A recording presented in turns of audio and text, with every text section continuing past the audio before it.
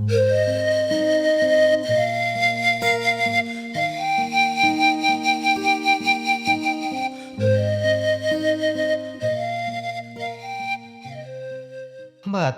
นี้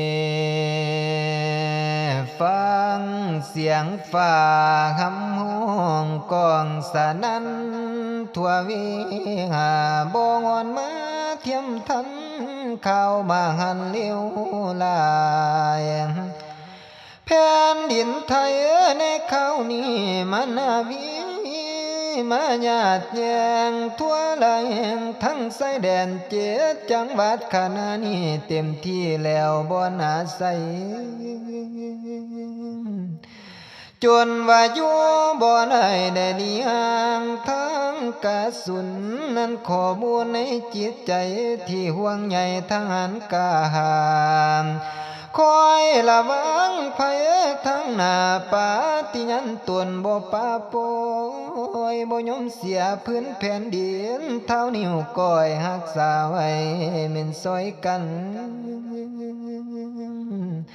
ทางเมตตาภาคที่2ล้านวาจาไว้พร้อมจิตใจงามสง่าบ่ยอมปาปล่อยทิ่มแม่นไผลำญาติยำยีทหารกล้าของเฮานี่บ่ยอมลบดีกลีเลือดนักโคบคือของจริงใจขาดิ่งอยากมีใสบ่หวั่นไหวนั้นทั้งสิ้นห่วงแห่งดินดอนบ้านควันแดมทองบ่ยอมให้แป้วบินทั้งเขตนำแดนเดียนรักษาไว้ไงแน่นทหารกล้าเลยลั่นความ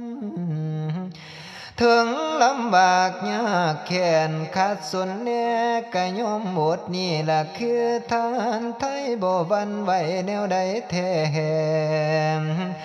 ดูแลมวลประสาเสือตามไสแดนอย่างองอาจไผมาญาติแม่นบ่ได้ไผมาใกล้ต้องไล่หนีทหารเฮาผู้กล้านี่ทำหน้าที่ยามมีตั้งใจลบยามสงบจังในวันคืนนั้นหน้าที่ของทหารกล้าหาญขันรักษาพอแห้งแล้วบ่เป็นแล้วนั้นหยอกไก่ใจแข็งแกร่งเก่งกล้าเหล็กไหลนั้นกะบ่ปานคอยระวังทุกหอบด่านทุกยานคอยปกปักหักษาดินแดนไทยให้ปลอดภัยทุกตาตารางนิ้วโหมแม้นจะอยู่ในท้องใจไม่ปองอันตั้งเที่ยงทำหน้าที่บ่เคยได้หลีกเลี่ยงเสียงปืนกองบ่หวั่นกลัวสมสายาเปรียบทหารคือดังหัวบ่อยหัวลิ้นใดหัวใจนักพอปานหินบ่หวั่นเก่งพอดีหน้าที่มีต้องเดินหน้าบ่ได้ค้าต้องฟันผ่าเปลี่ยนไปตามผู้พาป่าสินาดงสิกว้างบ่กลัวยานนั่นอยู่ซื่อปวงประสาทั้งค่ายถึงสิบ่ได้ไปย่องเยือเยี่ยมยามทานทั้งไสแดนแม่นยากสาภารกิจแต่ส่งใจไปถึงทานขอเอาสารเสียงแน่ส่งมาถึงทหารกาทุกทานความเป็นห่วงในจิตใจบ่เคยวางงานแนวเปียบบ่ได้งาไรยิ่งกว่าสิ่งใดส่งกำลังใจให้พี่น้องทุกภาคส่วนนั้นรวมกันเป็นสื่อสารความสัมพันธ์ที่ห่วงใยมาทานสุดประมาณขนาดสิควรความดีมากคุณค่าความคิดได้ความความอะไรแสนสาบซึ่งขะนึงพออยู่ทุกยามฝากมาถามข้าวเจ้าทั่วประเทศพร้อมใจกันหรือ สรร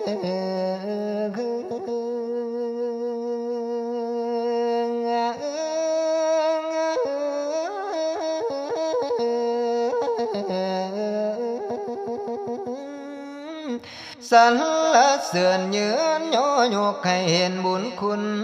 ทหารเราทหารอยู่แนวหน้าเขตชายแดนทุกพื้นที่ความกล้าหาญมีมากล้นทุกคนเรากลมกองเพื่อประชาทั้งพ้องได้ป้องกันรักษาไว้เห็นบ่ยอมสูญเสียให้เสียไปให้คนอื่นทอผงทุลีกะบ่ให้รักษาไว้อย่างอาถรรพ์อยู่แนวหลังของอธิษฐานจิตตั้งเป็นกำลังใจให้เท่าทั่วยกมือขึ้นเหนือหัวว่าสาธุเด้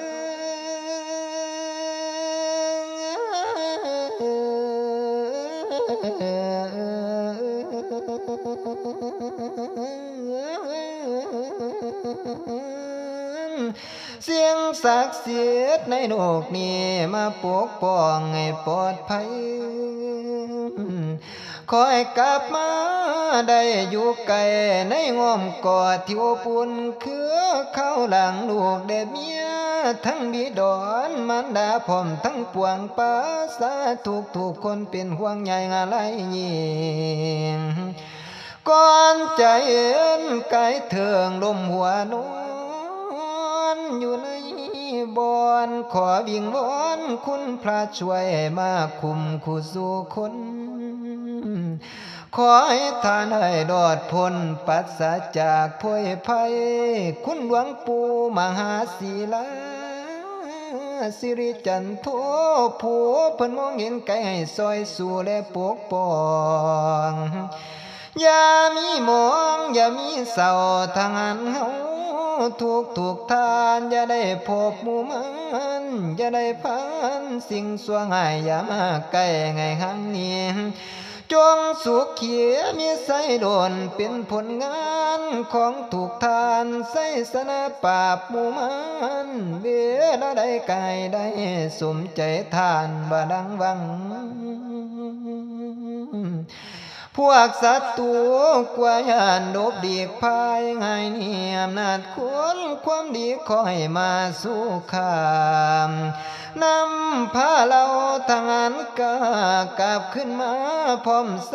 สนะที่ยิ่งใหญ่นี่คือขวัญกำลังใจจากป่าสาทุกเขตแคว้น